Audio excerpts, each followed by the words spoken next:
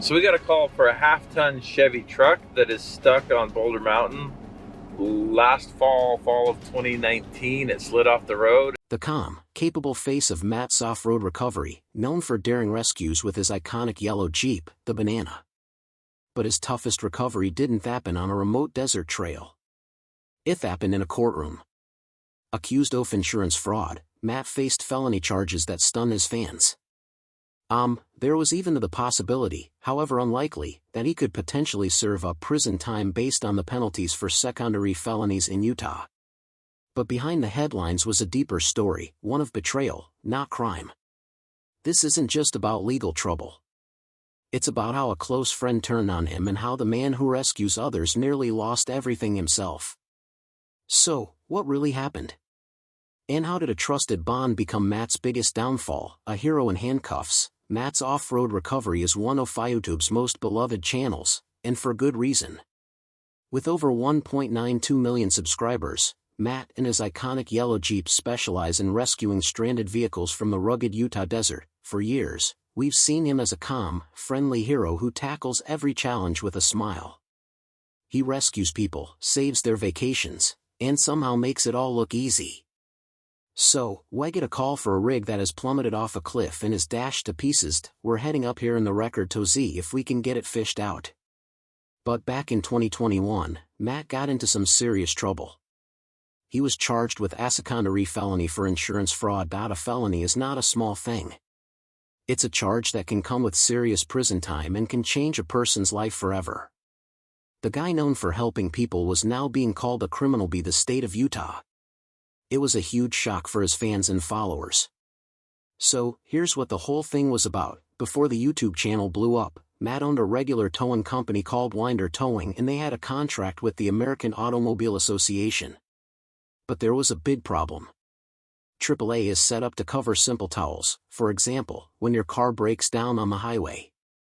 What they didn't cover are the crazy, complicated off-road rescues that Matt's team is famous for. These are not just hooking up a car and driving away. They can take hours of dangerous work with multiple vehicles and specialized equipment. That's a totally different ballgame. And the paperwork just does not have a box for it. Prosecutors said that Matt's company knew this and that they filed claims for over $15,000 that were not actually allowed. They claimed Matt Steen would use a customer's AAA info after a rescue to get money back for a job that AAA would have never approved. To the government, it looked like he was cheating the system on purpose. But Matt told a completely different story. From his point of view, he was doing real work and helping real people, and had deserved to get paid for it. This is the kind of job where a support vehicle makes a lot of sense. So, we've got the rest of the crew back there in the morgue. If he didn't bill the American Automobile Association, his customers would be stuck with massive unexpected bills. It's just like the relief off being rescued turning into dread when you are handed a bill of thousands of dollars. Matt tried to protect his customers from that financial shock, even if it meant ending the corporate rules to do it. He explained his thinking with a simple line. Wrong on the front end, but fair on the back. What he meant was that he knew the paperwork was not technically right, but felt the end result was fair because the real service was provided. Fighting a felony charge can financially and emotionally ruin you. So, Matt had to make a choice. In 2022, he took a deal that he pled no contest, which basically means you're not admitting you're guilty, but you agree to accept the punishment just to end it all. The felony was dropped to a lesser charge, a misdemeanor, but he still had to face the consequences. 18 months off probation, paying back the full $15,328 to the American Automobile Association, and another fine to the state. The news stories that came out made people pick a side. Was Matt a scammer who got caught, or was he a good guy trying to work around a billion-dollar company's dumb rules?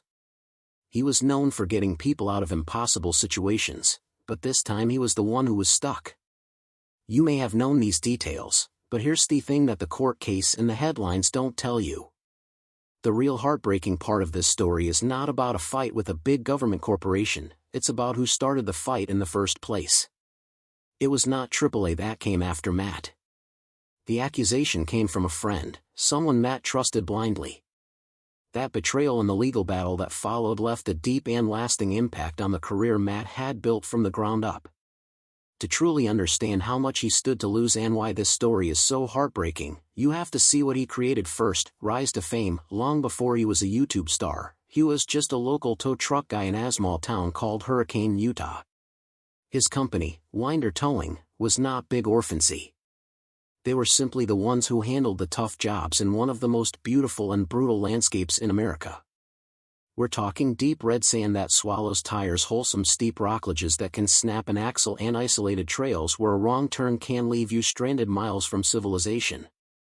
This was Matt's backyard, and for him and his crew, dealing with these situations was just another Tuesday.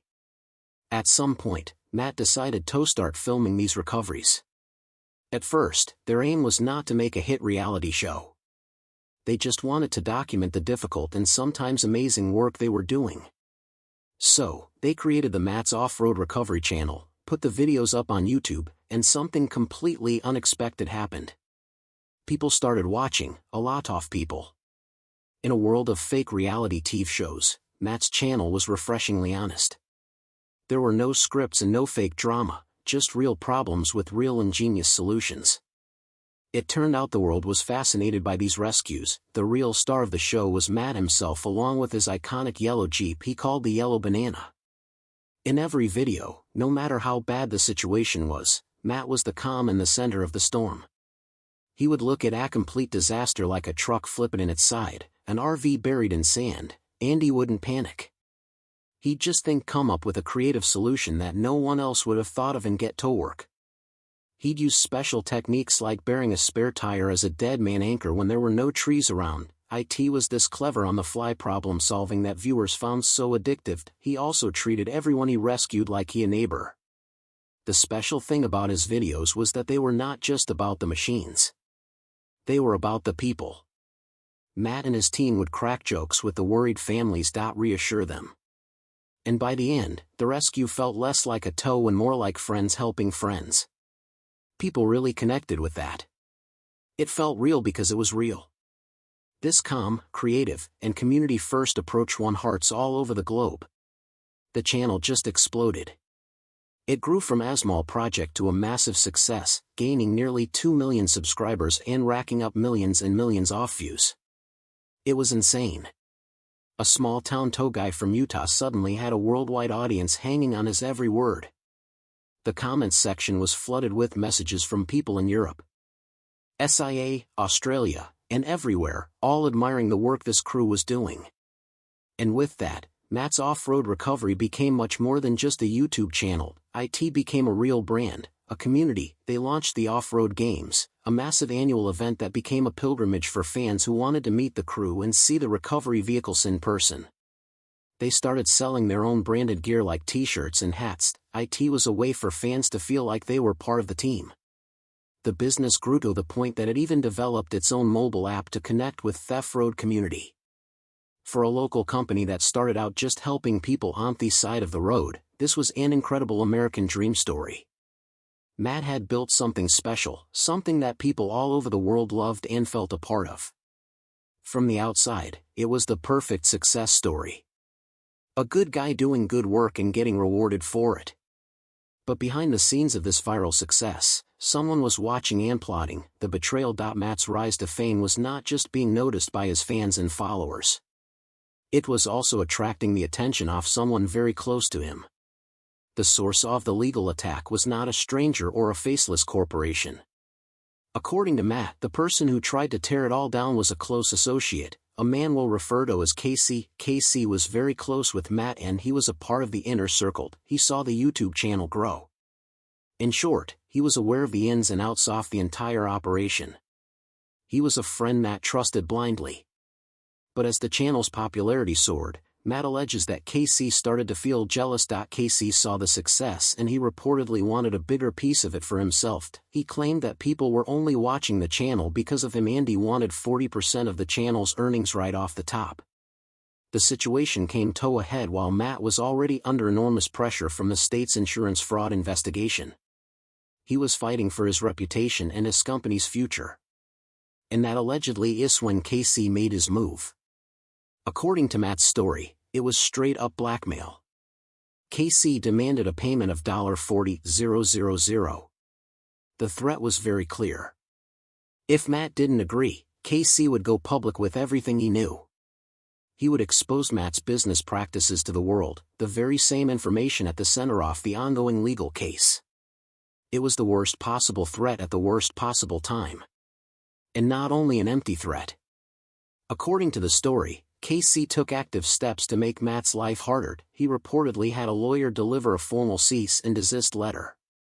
The letter demanded that Matt removed KC, his business, and even Matt's own family members from the channel, unless Matt paid him $40,000 more than that. KC allegedly made statements and provided information that made Matt's legal challenges even more difficult. He was using his inside knowledge, the knowledge gained through friendship and trust. He was using thought as a weapon against Matt. He knew exactly where the weak points were, and he pushed on them hard. It was a planned betrayal seemingly designed to inflict maximum damage while Matt was already down. And that's where the real heartbreaker of this story comes. For Matt, the legal battle, the fines, and the probation were all problems that could be managed and overcome. They were legal nightmares, but they were just business. The real pain came from the personal attack from KC. It was the ultimate test of character. And as a true leader, Matt made a statement taking full responsibility, protecting his drivers and others from being charged with fraud themselves. It was the shock of being turned on by someone considered a friend, someone who had been part of his company's journey. The sting of that betrayal was far worse than any of the court-ordered penalties. It strikes at your core and makes you question everything about the trust you place in people. You see, sometimes your life is often in the hands of the person standing next to you. When the terrain gets rough, you count on your crew. But what happens when the one next to you lets go of the rope? A total shock, undoubtedly the redemption. For many people, this would be the end of the story. It is easy to give up, shut down the channel, and run from the humiliation and the question mark you received on your work. It's easy to disappear from the public eye to escape the shame and judgment. No one would have blamed Matt if he had, but Matt Wetzel didn't disappear. Nearly 3 years after the biggest fall of his career, with no new charges or violations, headed the exact opposite. He picked himself up, dusted himself off, and got right back to work. He didn't try to hide what happened. Instead, he faced his community. He kept uploading videos on his official social media channels, showing up every week just like he always had. He was as honest as he could be about the situation, and that honesty was everything. What happened next was remarkable. The off-road community, the millions of fans who had watched him for years, didn't turn on him. They rallied behind him. The comments sections were flooded with overwhelming support. People saw the headlines. They heard the accusations. But they trusted the man they had come to know. In the face of a deep personal betrayal from one friend, Matt was lifted up by a global community of strangers who believed in him. His followers became his biggest strength. So, he came back stronger than ever. The channel didn't just survive the controversy. It thrived, maintaining untold subscriber base of over 1.92 million and racking up over 972 million total views as of now. He kept a steady pace, putting out about 8 to 12 new videos every month in his signature style. Real-time filming with overdubbing. The recovery missions continued as usual. Each one a reminder of the core mission to help people. The business grew and the brand became even bigger. He and his entire team poured their energy into building one of the most unique recovery vehicles ever seen, the Morver, a classic Chevrolet Corvair body dropped onto a heavy-duty truck frame. This vehicle became a perfect symbol for Matt's journey. Taking something old, something that others might see as broken or unconventional, and rebuilding it into something incredibly strong, resilient, and capable. He also expanded his business to platforms like Patreon, sharing behind-the-scenes content and detailed technical tutorials with his most dedicated fans. This move helped solidify his independent business model, making him less dependent on a single platform. Despite everything he had been through, he continued to pour his energy back into the community that had supported him. He hosted more off-road games, bringing thousands of fans together to celebrate their shared passion. the merchandise sales grew and the team expanded. His team has also remained a perfect example of stability with familiar faces like Tom and Ed still in their